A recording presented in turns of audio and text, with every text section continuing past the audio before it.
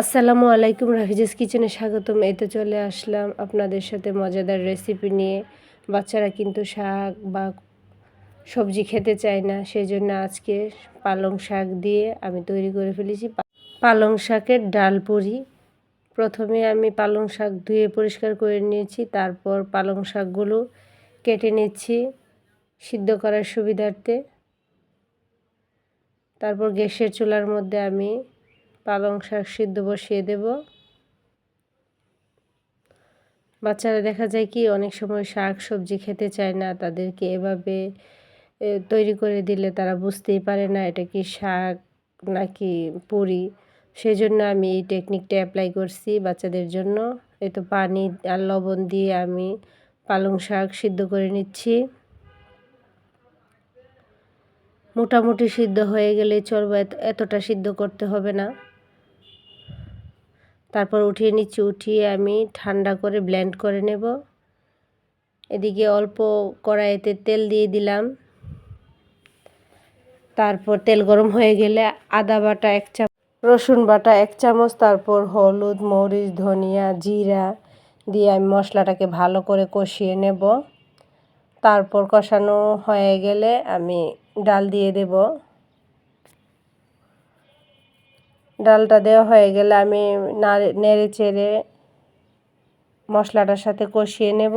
এই তো কষানো হয়ে গেছে, এখন আমি পানি দিয়ে দেব পর্যাপ্ত পরিমাণে যাতে ডালটা সিদ্ধ হয়ে যায়। তারপর ঢাকনা দিয়ে ঢেকে দিলাম।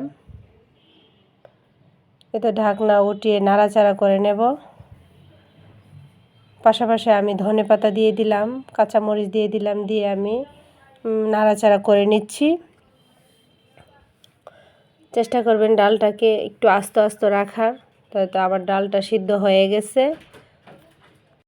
তারপর এখানে আমি 2 কাপ আটা নিয়ে নিলাম, স্বাদ মতো লবণ, অল্প পরিমাণে আমি 3 চামচের মতো তেল দিয়ে দিয়েছি। তারপর হাতে ভালো করে মাখিয়ে নিলাম। মাখানো হয়ে গেলে ব্লেন্ডার করা পালং শাক আমি দিয়ে দেব। আমি এক্সট্রা কোনো পানি দেব না, যেহেতু পালং শাক ব্লেন্ড করলে কিছুটা পানি পানি হয়, সেই জন্য আমি এই পালং শাকটা দিয়েই ডোটা তৈরি করে নেব। একটু সময় নিয়ে ভালো করে হাতে মাখিয়ে নিলেই আপনার পালং শাকের ডোটা হয়ে যাবে। এই তো পালং শাকের ডো হয়ে গেছে। তারপর আমি আধা ঘন্টা রেস্টে রেখেছিলাম। তারপর লিচি কেটে নেব। লিচি কেটে নিয়ে আমি ভালো করে মথে নেব। মথে নেওয়া হয়ে গেলে আমি রুটির আকার দিয়ে দেব। এই তো এখন লিচির মতো করে নেব। অল্প পরিমাণে তেল লাগিয়ে নিয়েছি হাতের মধ্যে। দেন খুব সুন্দর কালার হয়েছে।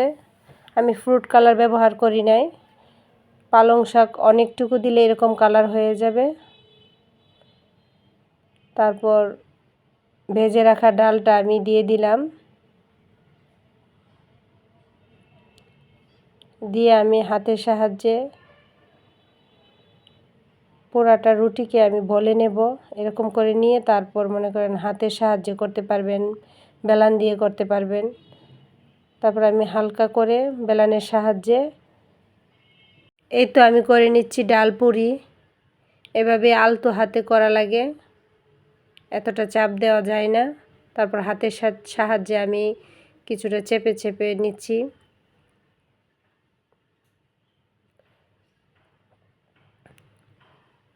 আপনাদের সুবিধার্থে আমি আরেকটা দেখিয়ে দিচ্ছি। এভাবে রুটির মতো বেলে নেবেন। যেহেতু আমি এটার মধ্যে পালং শাক দিয়েছি, এতটা আটালো হবে না, সেজন্য একটু সাবধানতা বজায় রেখে ডাল পুরিটা করতে হবে।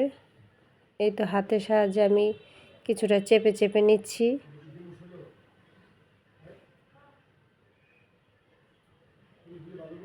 এটা আমি হাতের সাহায্যে করে নিচ্ছি। এই তো হয়ে গেল আমার ডাল পুরি। এখন আমি তেল মধ্যে ভেজে নেব।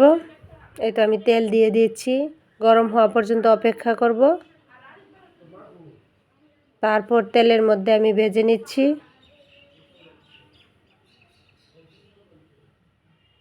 মিডিয়াম আঁচ রাখতে হবে, যেহেতু পালং শাক আছে এটা পুড়ে পুড়ে যাবে।